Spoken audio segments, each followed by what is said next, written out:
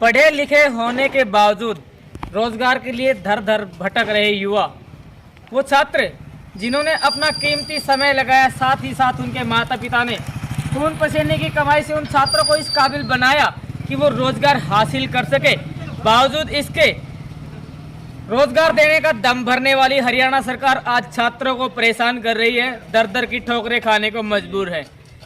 बेहद संगीन मामला हमारे संज्ञान में आया है, दर्शकों आप तक पहुंचाना चाहेंगे। वो छात्र हमारे साथ मौजूद हैं जो क्वालिफाइड हैं, लेकिन बावजूद इसके उनको रोजगार नहीं दिया जा रहा है, चक्कर कटवाए जा रहे हैं, दिए जा रहे हैं झूठे आश्वासन, झूठे झांसे, झूठे दिलासे।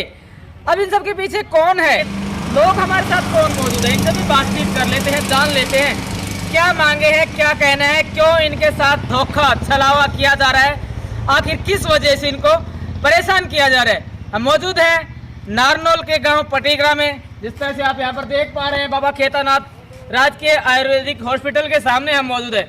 यहां काफी दूर दूर से आए हुए छात्र हमारे साथ मौजूद है, थक हार करके मीडिया का सहारा लेना पड़ा है। जानते हैं क्या कहना है, कौन है जो इन्हें परेशान कर रहे हैं, क्यों नहीं दिया जा रहा है रोजगार, असल में सारे मामले की सच्चाई क्या है। जो छात्र हमारे साथ मौजूद है उनसे जानते हैं। तो सबसे पहले हम जुड़ना चाहेंगे पालड़ी पनियारा से जो भाई साहब हैं, या फिर जो भी यहाँ पर जो स्टूडेंट्स हैं। हाँ जी नमस्कार जी। नमस्कार। क्या नाम है सर?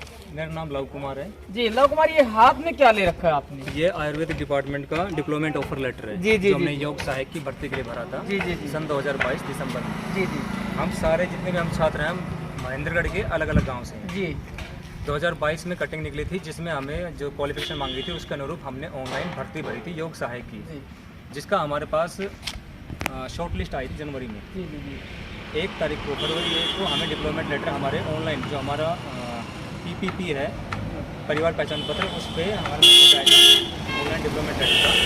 हम ऑनलाइन डिप्लोमेंट निकलवा के उन्होंने हमें 16 फरवरी तक बुलाया था यहाँ पर अपने डॉक्यूमेंट्स की फ़ोटोकॉपी जमा कराने की, जो हमने ऑनलाइन फॉर्म में भरे थे। वो फ़ोटोकॉपी लेकर जब हम यहाँ पर पहुँचे तो इन्होंने हमारा रख लिया और 2 दिन बाद हमें जवाब दिया कि आपका जो डिप्लोमा है वो हमारी गाइडलाइंस के अकॉर्डिंग नहीं है। हमने तो इन लोगों ने नॉर्म्स क्या रखे थे जब आपने अप्लाई किया था? वो कागज़ में इन्होंने जो रखे थे नॉर्म्स, जो क्वालिफिकेशन डिटेल रखी जी, जी, जी। थी फॉर्म भरने से पहले, जी वो थी 10+2 फ्रॉम हरियाणा बोर्ड, HBSC और CBSE यानी कोई जी भी। जी जी दूसरा diploma in yoga from accredited university and level 1 skill certification course in yoga from qualification council of India और yoga certification board of Haryana Shri, मतलब कि आप कहीं से भी। और इसके अलावा इन्होंने ये भी कहा कि 200 घंटे का 200 hour certification course in yoga from any of the national accredited university. तो इन्होंने ये रखा था कि आपको यूनिवर्सिटी से हो, किसी इंस्टीट्यूशन से हो, या कहीं से आपने बाहर से 200 घंटे किया हो। तो क्या आप जिन छात्रों ने इस जॉब के लिए अप्लाई किया था, क्या सभी नॉर्म्स पूरे करते हैं आप? सभी नॉर्म्स पूरे करते हैं। 2022 के नोटिफिकेशन जो दिया था उसके अकॉर्डिंग हम कंप्लीट हैं। मेरा नाम रवि कुमार है और मैं महेंद्र डिस्ट्रिक्ट से हूँ।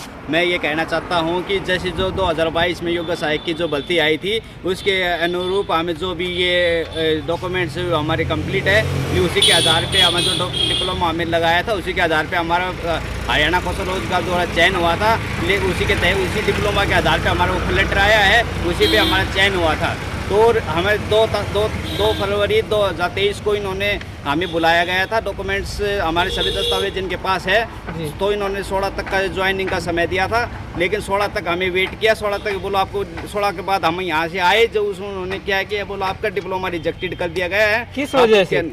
क्या ये बोला हवाला क्या दिया गया था? हवाला ये दिया गया था कि यूनिवर्सिटी का है। तो हमने कहा था कि जैसे हमारा डिप्लोमा है ये इस डिप्लोमा पे हमारा चयन हुआ है और इसी पे ही हम, तो हमारा चयन पहले क्यों हुआ? हमारा रिजेक्टेड होना था, तो पहले चयन होने से पहले ही हमारा डिप्लोमा रिजेक्ट होना था।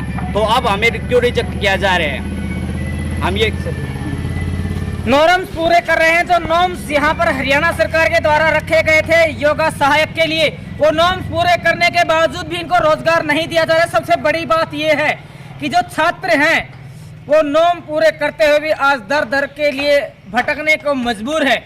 वहीं बातचीत कर लेते हैं। पहले इनको सर्टिफिकेट दिया गया, जो ऑफर लेटर है वो दिया गया, बावजूद इसके ये कहा जाता है कि आपका डिप्लोमा रिजेक्ट किया जाता है। किसकी कमी है, क्या दिक्कत है और कौन है जो जानबूझकर छात्रों को परेशान कर रहा है? सबसे मुख्य बात यह है कि जब ये नॉर्म्स पूरे कर चुके हैं तो इन्हें क्यों ज्वाइनिंग नहीं दी जा रही है।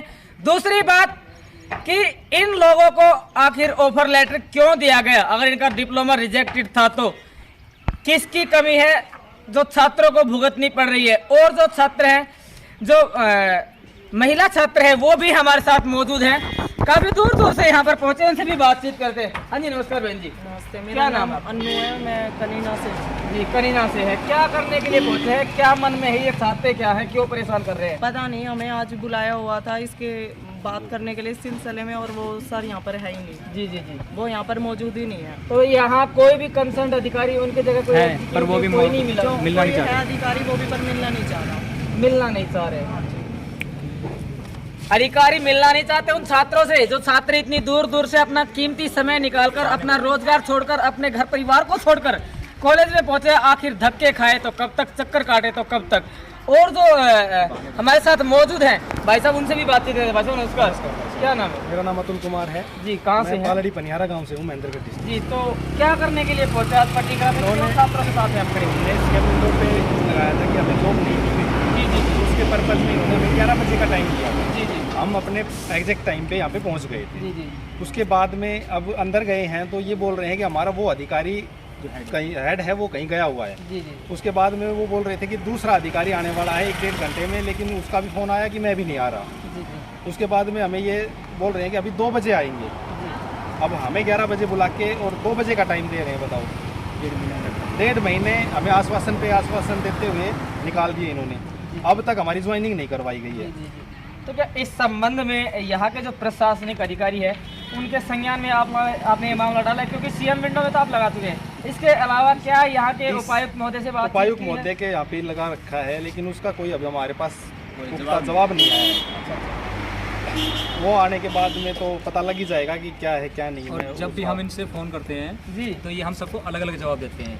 एक का जवाब देते हैं कि भैया आपका जो डिप्लोमा है तो वो वैलिड नहीं था। दूसरा कहते हैं भैया आप एक काम करो, जाके हेड ऑफिस से बात करो। हेड ऑफिस पंचकुला है, हम कुछ जानते भी नहीं है। फिर ये कहते हैं कि तीसरे बंदे, जो मैंने एक बार फ़ोन किया, मुझसे कहते हैं कि आप अपने वकील से बात करो। मैं तो कई बार समझ नहीं पाया वकील से क्या बात करनी चाहिए, मामला आपका और हमारा है।